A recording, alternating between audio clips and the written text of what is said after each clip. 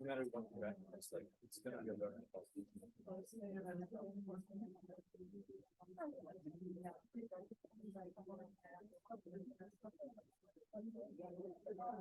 Hello and welcome everybody.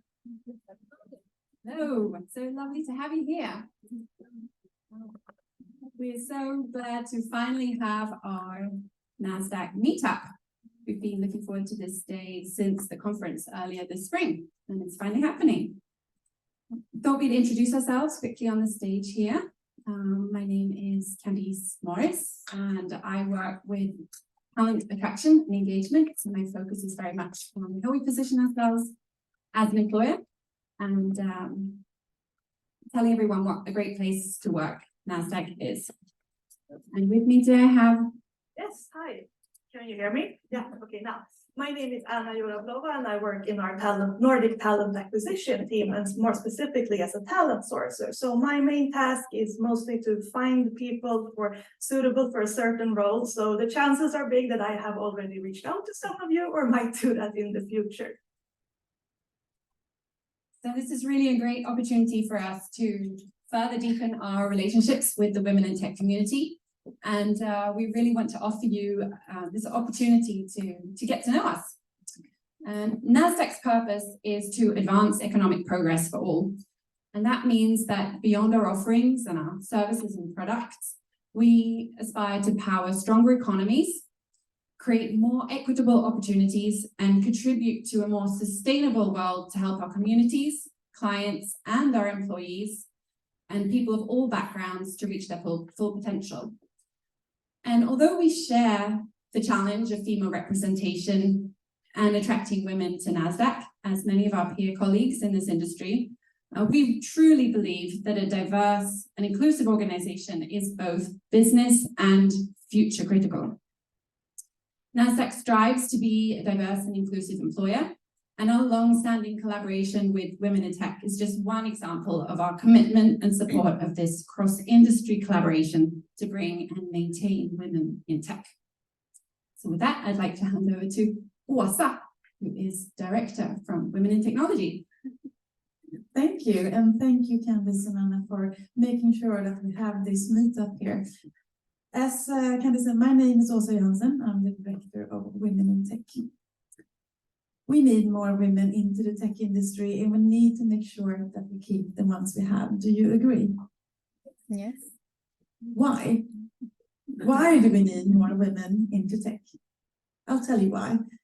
Tech Sverige has told us that 2024 we have a shortfall of 70,000 talents in the tech industry.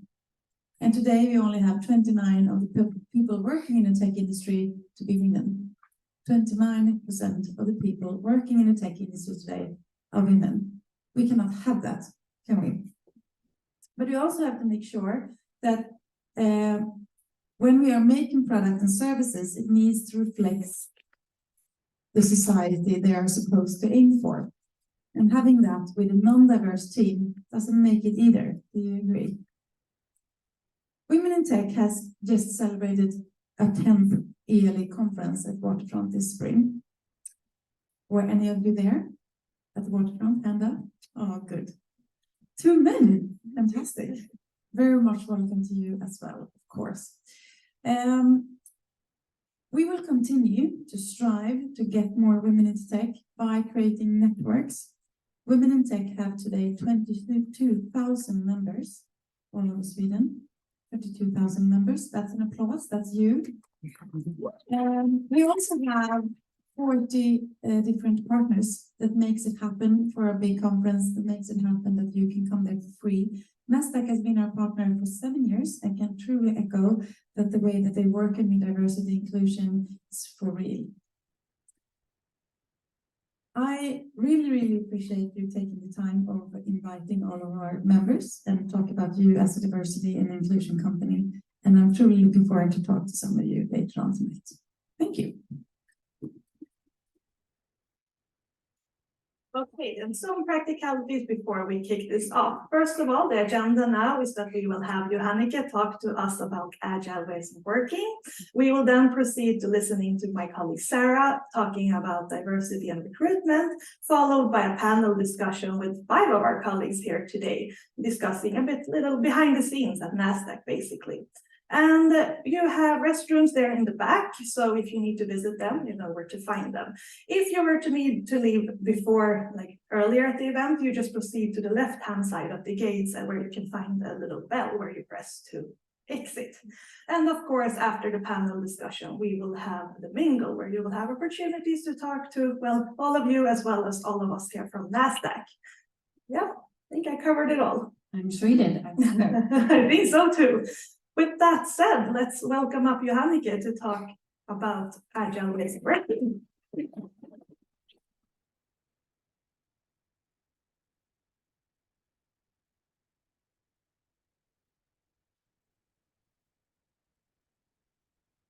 Okay, hi. So I'm here gonna talk about agile ways of working. First, I would like to just introduce myself. My name is Johannike Schnittler. Most people call me Joe, so it's much easier to pronounce, I think, for everyone. I have been working in the financial industry probably about close to 11 years now. I started at the Johannesburg Stock Exchange. I'm from South Africa. And later in 2017, I moved to Sweden, where I worked for a company that was later acquired by Nasdaq. And here I am today. So throughout my career in the last 11 years, I have had almost all the roles that you can think of in a technology company. I have been a developer, I have been a tester, I've been a BA, I've been a project manager, and now I am head of scope management. So during my career, the thing that is always constant is change. So that's why that's my slogan. And if you're not really super into IT or, working with software projects, maybe scope management as a concept is not familiar to you, but I will get back to that when I talk more about the agile ways of working and why that is important for me. So when you hear Nasdaq or a stock exchange, you may visualize a picture like that, where you have a crazy trading floor and people are shouting and throwing papers around and it's all crazy. And that may have been true, but more like in the 80s. So since then, actually everything has moved to be on software systems. Everything has moved electronically. So actually, fun fact is that the first exchange to have introduced an electronic trading platform was Nasdaq in 1971. So since then, all other exchanges have moved all their platforms to be electronic, mostly around the year 2010 and from up to the year 2010. And then from then, everything had to change and upgrade and be more flexible after that. So there's one trading floor left in London. I'm not sure how long that will last, but it still exists. So here I just wanted to share with you on a high level what we talk about, what we do here. So this is an extremely simplistic picture, and my colleagues here at Nasdaq will probably point out how many mistakes I'm talking about, but it's supposed to be a very high level, so simple to understand flow. So we have exchanges that have order books, and this is where you place your order. So if I want to buy an Apple stock, I place an order to buy an Apple stock. Someone else places an order to sell some of their Apple stocks. And that is what we call then a match trade. And the match trade goes to a clearinghouse. Now the clearinghouse is the entity that guarantees that this transaction will actually happen. So the buyer will get the stock and the seller will get their money. So the clearinghouse then sends an instruction to a central securities depository, which makes sure that I, who am the buyer, actually gets ownership of the stocks that I bought, and at the bank we transfer the money. So this is like a very, very, very simplistic picture of how this works. And we at Nasdaq, we supply software to facilitate this entire process. So the entities that we supply software to is actually all of them, not only the exchanges. And then because we're working with different customers in different parts of the world, we actually have to do some things customized towards their regulations and how they work in different parts of the world. They have special nuances all the time. And some customers may want only a clearing system. Some customers only want a trading system. Some want something in between. So we have also extensions and combinations of this that we provide to our different customers. So then we want to think about where these customers are. And actually, they are exactly everywhere around the world.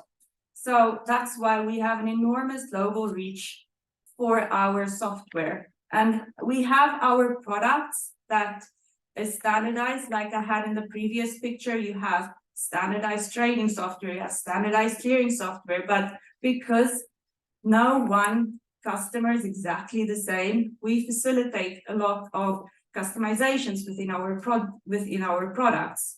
And for us, this is part of why diversity is so important for us. So we can't just isolate ourselves in a little Swedish bubble. We have to have a global reach. We have to have diversity to be able to understand how different things work in different cultures. It's so much easier for us to work in a diverse environment when we are working with a diverse environment.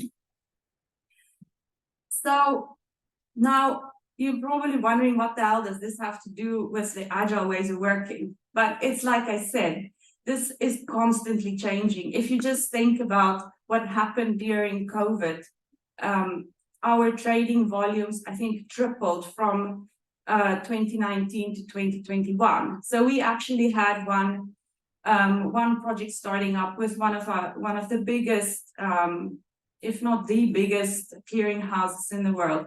And they started up in 2019. We started the project, and during the project, their trading volume actually tripled.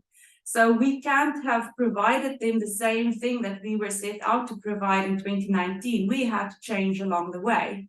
And similarly, there are other things that change. Regulations change. I mean, the landscape changes all the time. We're working in technology. Technology is constantly changing. So we cannot stand still and think that we're going to do some requirements now and 3 years later deliver a system and it's all going to be fine. We have to adapt change within our process. So I know Agile is not like a new concept or anything. It's an industry-wide thing. Many different people apply Agile in their many different ways. But for our industry, we have established a way that works for us. So we work with our customers who come from very traditional ways of working. So for us, it's important to introduce this way of working for them to understand how they can establish change within a project. It's been quite a journey. It's not so easy always to get customers to understand how this is important for them. But we have made this process in a way that it's super transparent. We create a situation where we have trust. We are trying to work more towards having a partnership with our customers, as opposed to the traditional vendor and customer relationship. We're trying to create situations where we are open about our mistakes so that they can be open about their mistakes. We work together to make the processes easy for ourselves. So we have our way of working where we are like making sure that we build this trust. So it has worked so well throughout the years. And actually the one customer that I was mentioning before, they liked our processes so much that they decided to adapt this process at their company. So actually one of our panelists who will be on here later, Phoebe, she was the one who actually presented to this customer our ways of working in more detail so that they can adapt that to their company. So not only have we been at Nasdaq the forefront of introducing technology in this industry, we are also moving the global markets forward in adapting agile ways of working at their companies. So that is what I was going to say.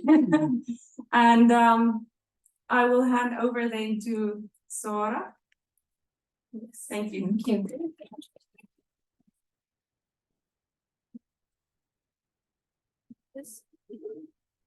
Hello, everyone. My name is Sarah, and I work within talent acquisition as a recruiter. And as a recruiter, my job is to identify and acquire and assess and in the end to hire to fill open positions.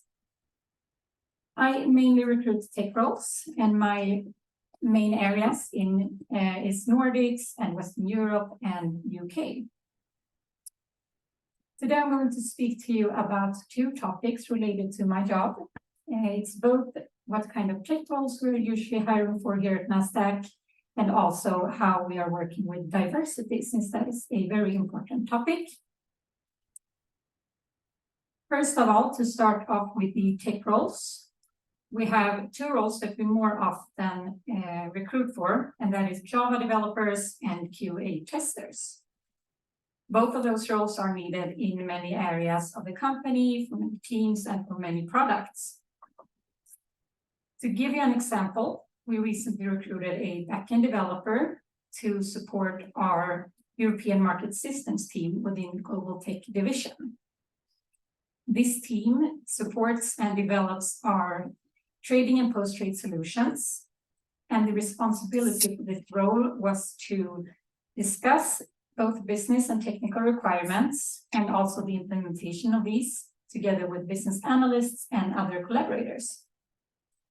It was also to develop and enhance the business logic of a risk and clearing business platform based on needs and requirements, to perform unit testing of your own code, and also to make estimates.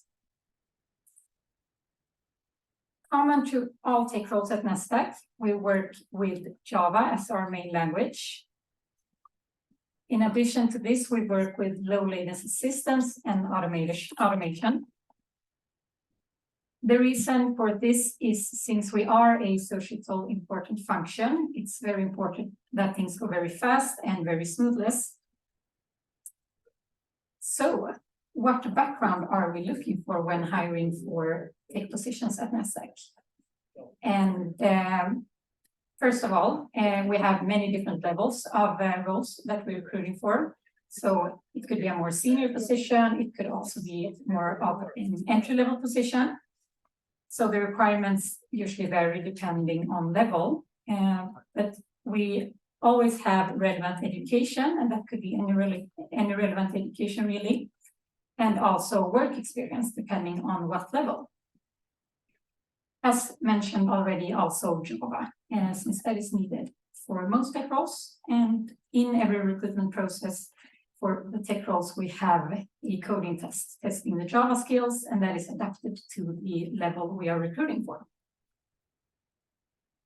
As mentioned before, from my colleagues, diversity is an important topic, and we see that many companies are lacking diversity in the tech roles. So therefore, we work very hard with diversity at Nasdaq. We know that a diverse team improves creativity and problem solving and also decision making. An inclusive and diverse environment establishes a sense of belonging among the employees, making them feel more connected and productive. Therefore, we need to work actively every day to create a more diverse and inclusive workplace. We have two focus areas on to achieve this, and the first one is to attract by an inclusive work environment, and the other one is to actively hire diverse talent. I will give you some examples on both of them. So first of all, how we are attracting to an inclusive company culture is, for example, we have a lot of employee networks within the company, so everyone can find a network that suits them. We also have We also have mentorship programs and of course also internal engagement, making sure everyone can be themselves, to name a few. And how we are recruiting diverse. So we have a lot of ways on how we are recruiting diverse talent. But first of all, we have a structured interview process that is very important, and also a diverse interview panel. We are also actively sourcing for diverse talent, building diversity pipeline.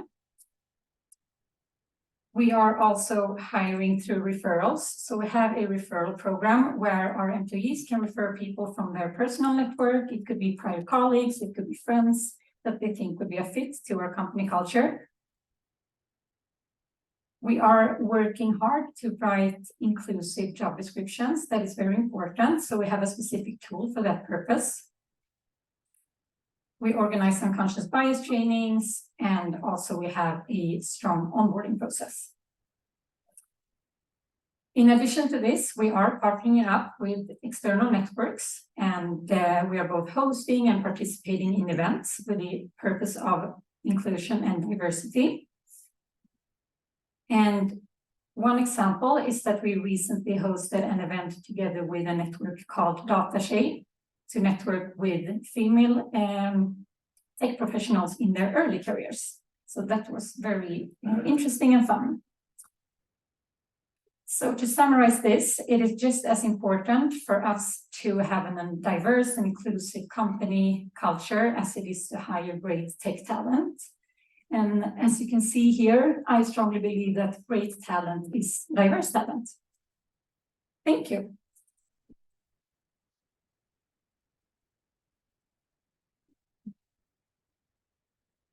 Okay, so with that, thank you very much, Sarah, for this presentation. I'm now excited to welcome up our 5 panelists to host our panel discussion. So you know who you are, feel free to come up and have a seat here with me. Don't be shy, you can do this, come on.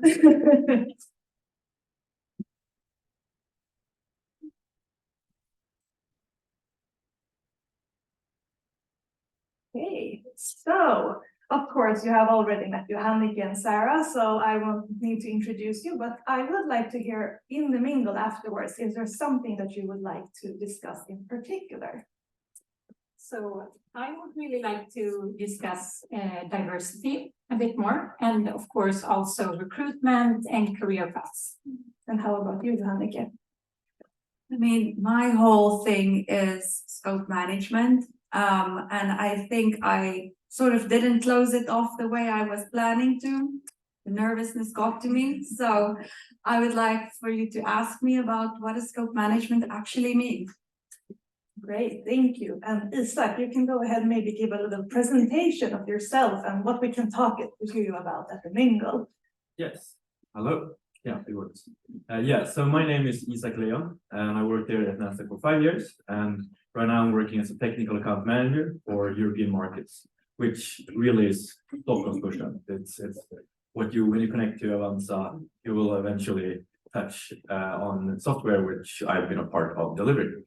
And to me, you can talk about kind of more fun part. You can talk with basketball, hiking, and traveling, and then on maybe more business sense, like anything about project management, but also blockchain. Although I'm more a kind of against blockchain discussion. So if you want someone to debate with, I'm your guy.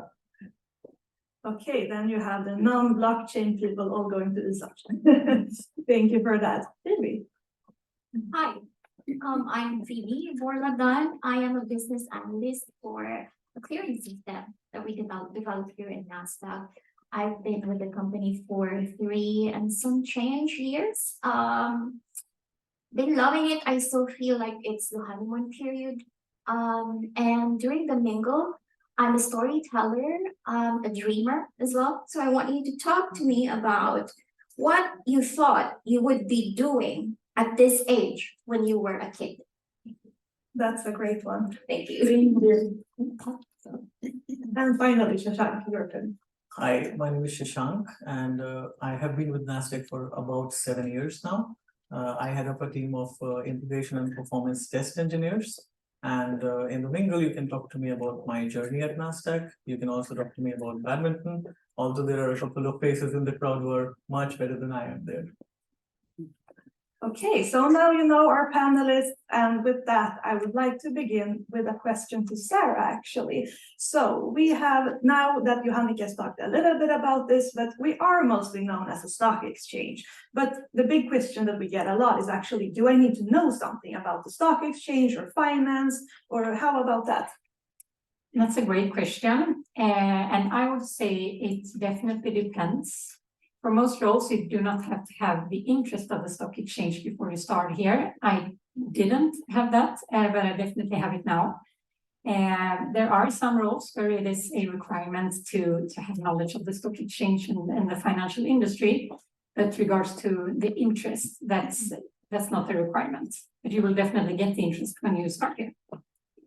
Thank you. So with that established, and we would like to get some more insights in what we actually do at Nasdaq. So with that said, I would like to point my next question to you, Shashank, and that would be, what do you do in your daily work? Like, what technologies are you using? Could you tell us a bit more about your team? Sure. So my team is focused on testing primarily. What we do is, as mentioned previously, we are developing and delivering solutions in the entirety to many customers. I think more than 130 exchanges across the globe are using our technology. And our job is to make sure that the solution end-to-end works as expected. So when it comes to the functional flows, the business flows end-to-end, like explained earlier by you, works as it should before we deliver it to the client. And also when it comes to the performance, low latency was mentioned as well before. So it's my team doing that testing, making sure that all the SLAs that we have with the customer are adhered to, and we are actually following everything we should in that terms. And when it comes to technologies that we are using, so right now we are very invested in AWS. So we are actively working to enhance our offerings and make sure that all the products can be deployed on the cloud, and we work on that transition with the industry. But at the same time, we work heavily with tools that are written in Java, and of course we have a large tech stack otherwise in the company as well, which is not specific to my team. Okay, so I would like actually to continue on that same topic, to getting to know our technology a bit more. So Isak, could you tell us a bit more about your team? What are you working with? What are your daily tasks? Give us some insights. Yes, I think our team is very focused on, again, it's mainly the kind of clearing part. I think you heard about the testing and the clearing, so we're more on the clearing side. I think we work with like Java, as you heard, but also C++ in terms of the development. But then we use tools for front-end testing. We have API testing. I think really it's quite a broad, it's a broad solution. So we need broad applications to kind of help provide quality in what we do. I think if there's anyone who want to learn a bit more about our front-end testing, I think JavaScript is something that's really good to adhere to. And yeah, then we have a lot of our own internal tools. So I think depending on what you really like, where you are in Nasdaq, it's going to be different tools, it's going to be different applications. So, but usually it takes only a few weeks to get into. So I think depending on where you go, if you're just curious about learning them, you'll get into it quite fast. Okay, so, and we have been talking about our purpose, and of course we are a listed company with a purpose to actually create value for our shareholders, but of course we also have our purpose of advancing economic progress for all. So with that said, Johannika, could you tell us a bit more on how you're actually working on that progress? Oh no, now I lost the word. Purpose. On Oh this my purpose. goodness. Yeah, sure. So it's like I said, in my presentation, I was talking about we have our different products that we offer.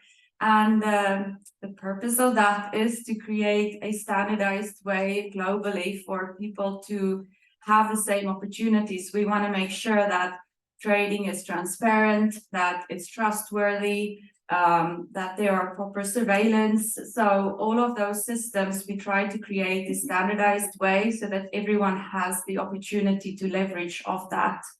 So that's how I think we are doing that in the technology department. Thank you. And Phoebe, we have been talking a little bit about it. Do you have like any examples, or what would you say? How are you working on the purpose in Nasdaq generally? Oh, me. Yes. Generally, economic progress for all. It's actually, there is called something called Nasdaq Foundation. And the Nasdaq Foundation finds non-profit organizations all over the globe. One of the recipients of the grant is called Savvy Ladies. And Savvy Ladies, they've been around for 10 years, and what they do is raise financial awareness for women. It's very important that we have normalized talking about economy, talking about money on the table with our parents, with our kids. Financial awareness is first. Economic progress for all, February 2023 this year. Nasdaq actually started or required all of the companies being publicly listed to have the diversity board representation. What it means is that by end of this year, all of the publicly listed companies must have a board director or a member of the board that identifies themselves as female, and 2, a member of the board that identifies themselves as part of the minority or part of LGBTQ+. So that's Rule 5605 if you're curious about it. But these are something that we want to push because we want equality, that everything is not just, economic progress for all, and all does not just include the 50% of the population, which are males. 50%, if only half of the population is successful, then what happens to the other half? That's what we're pushing in Nasdaq. Thank you so much. And continuing on this topic, actually, speaking of diversity and equity, I'm turning to you, Joe, about what is the gender distribution in your team and organization? So in my own team, actually, we are a team of 4. I have an open position, just by the way, being published today. And but in my team of 4, we are actually 3, including myself, 3 women and 1 man. So I actually have a diversity problem where I don't have enough men, but but it's just by pure coincidence. In my broader team, actually, we are less females than males, and in my broader team, it's more project management and leadership positions. And for some reason, that has historically been an area where women are less inclined to apply for those positions.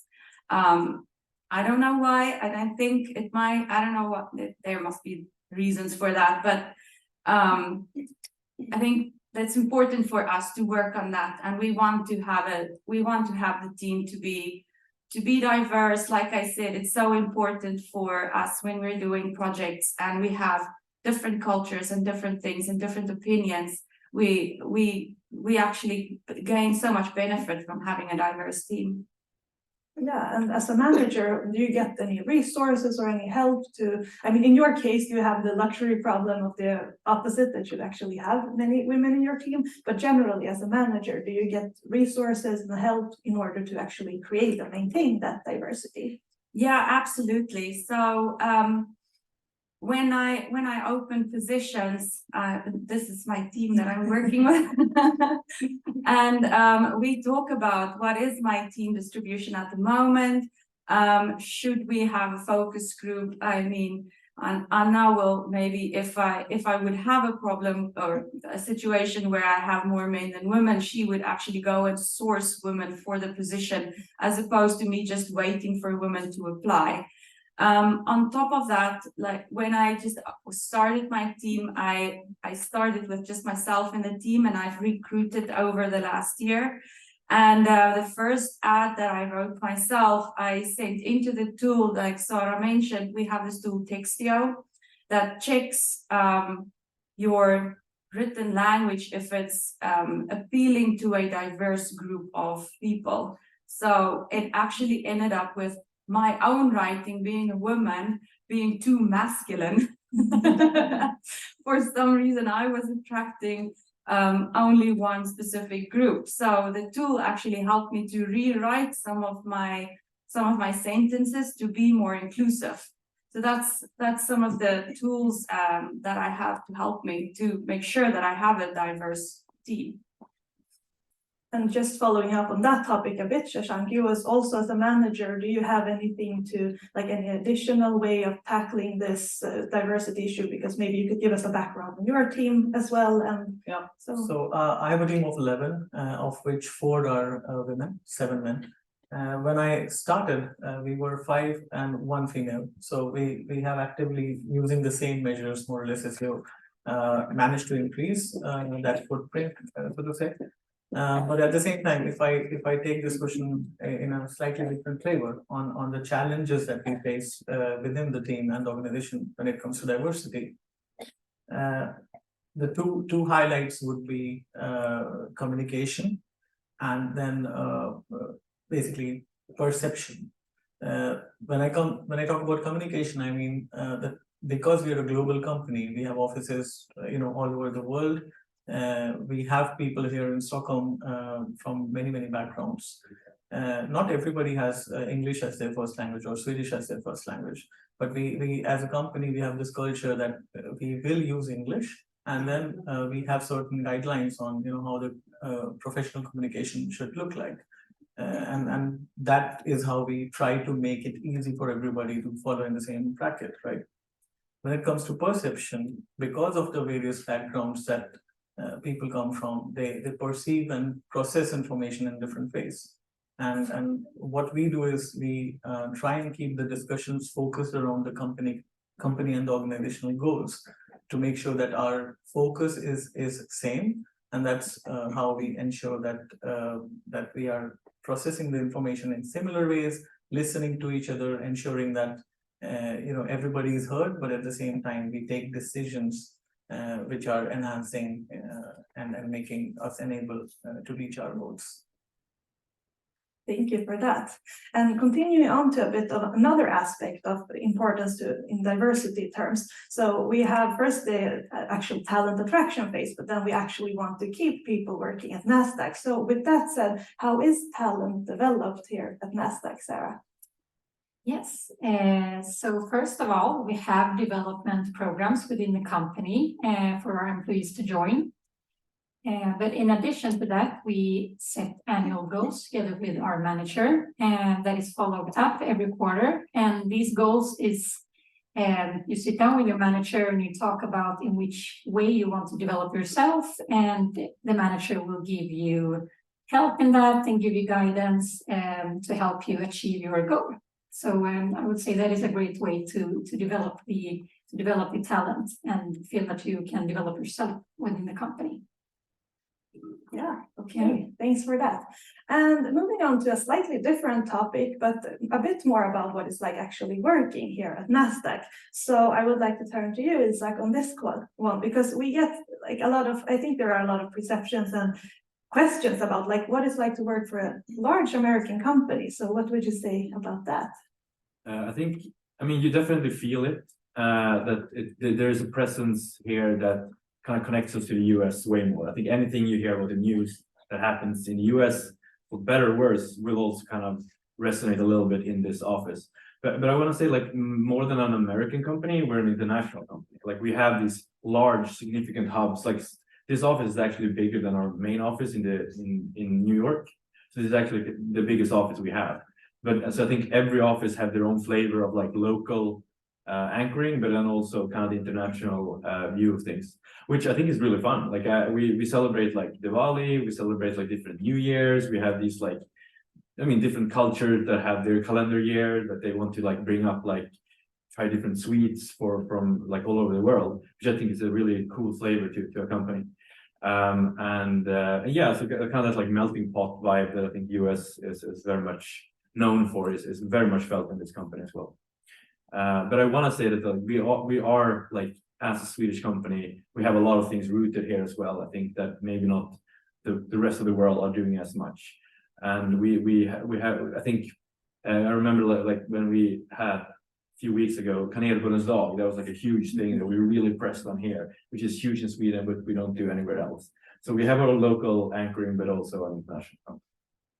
And on a fun side note is actually that the fika culture has spread across our company to our other offices. So fika is now a common word in, for example, our office in Lithuania. They refer it specifically to as fika. So that's a bit of a fun side note. And with that said, well, we have a very global presence. So would you say is like that is generally like about, do you expect to work like evenings or shifts or something? Is that something that is required? I mean, I think a general thing about Nasdaq is like we're very much like specialized in our own areas. So I can't speak for everyone, but I want to say that most of us, 90+% work normal 9 to 5s. Like it's going to be, you come to work, you even if you have offices that you work towards in the US or in Australia or Japan, wherever it might be, you catch up in the morning or in the evening, and then you do your normal work. Then I think if you're maybe customer facing, then it might be that you need to be a little bit more clocked toward them. Or I think also if you have if you're on call or like have these incidents, you need to kind of jump on. Because again, if you're a customer in Japan, their system breaks down and they are, in the middle of the night and you need to work before and fix it before they go live in 6 hours, then it's just like wake up, get up, start working on it and fix it. But that's not very common, but I think few of us experience that. But I think the very vast majority of us just work normal 9 to 5. And I can say that when we're recruiting, that is made really clear whether we accept that or not. So it's nothing that just comes out of the blue. So good to be aware of. So it's not a nasty surprise, so to speak. And with that said, speaking about work, and so Phoebe, I'm turning to you on this one about work-life balance. So first of all, what does it mean to you, and how would you say that it is being promoted at Nasdaq? Work and life balance, it's more of not being measured by the hours that I love. It's more of my deliverables. Work-life balance in Nasdaq, actually we have flexible working hours. But you have to, if your manager agrees, you can be flexible and you're not going to be timed like, oh, you have to log 38.5 hours every week. That's the working hours per week here. I like the fact that we have flex days. That is 6 days per year on top of the 32 days vacation, plus some here and there half days if for some holidays. So a day before the holiday, it's half day in Nasdaq. The fika culture, just being able to take a break and just socialize, talk to colleagues and friends about something outside work, or being able to work from home partially. We have so much freedom. But again, we don't work by the hours. I just love about that. But what I also love is like people work with integrity as well. People work even if no one is watching. So no one has to be watched. So I like that, and that's how we promote work and life balance here. Okay, so I would just like to round up this panel with a question that I think is kind of self-explanatory, but I still would like to address it. And well, so like Isak mentioned, we have a very large office here in Stockholm and a large presence in Sweden. But with that said, what would you say about the language requirements as a recruiter, Sarah? What is like, does that work? So we are an English first company, I would say. We have a lot of nationalities within the company and many people that can speak Swedish. So we talk English mostly at this office and at every office. Regarding the requirements, it's usually a requirement that you can speak English. It's usually not the requirement that you can speak Swedish. We have some roles, a few roles, that Swedish could be a requirement if, for example, the customer requires it. But that will be very clear in the job posting in that case. But English first, I would say. Yeah, and so we are on time with our panel, and I'm sure that a lot of you have a lot of questions to our panelists. And I would just encourage you to actually catch up with the panelists afterwards during the mingle, ask whatever questions you may have. Feel free to use these tags where we have written the so-called conversation prompts. So feel free to start from there or follow up on any topics, and go ahead, take some more drinks, and I hope you enjoy the mingle here. Thank you very much for listening, and really, really great to have you all here.